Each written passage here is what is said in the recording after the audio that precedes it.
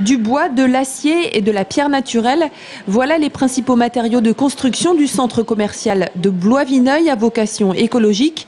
Sur le toit, des panneaux solaires et des panneaux photovoltaïques pour produire de l'énergie et à chaque entrée du magasin, des portes rotatives pour ne pas en perdre.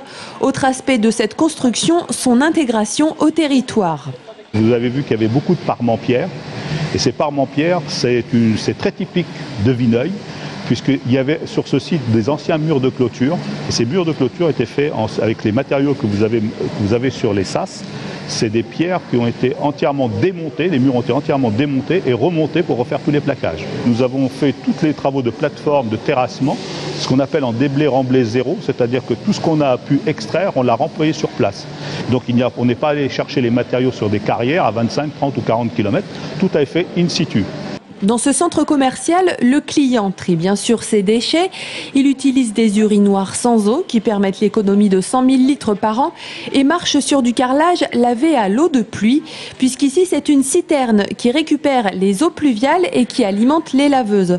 Sur le parking du magasin, ce même client est acteur du recyclage puisqu'il peut ramener ses canettes et ses bouteilles plastiques contre 1 euro qu'il pourra verser à une association. Il faut dire qu'ici, côté tri, on n'improvise pas. Nous retraitons pratiquement 75% de nos déchets. C'est-à-dire qu'on est capable de trier bien évidemment les cartons, on va dire que c'est facile, les cagettes que nous compressons et que nous donnons pour faire des bûchettes de bois, les plastiques, le polystyrène, les batteries, les huiles usagées, puisqu'on a les huiles de rôtissoir, etc. Bien sûr, il ne reste plus qu'aujourd'hui les DIB, ce qu'on appelle les déchets alimentaires, qui eux, pour l'instant vont en centrale.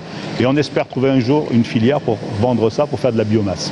Et pour se rendre sur ces 9 385 mètres carrés de surface commerciale, on privilégie bien sûr les transports doux avec des lignes de bus venant du centre-ville qui s'arrêtent juste devant l'entrée principale, des garages à vélo et des axes de promenade.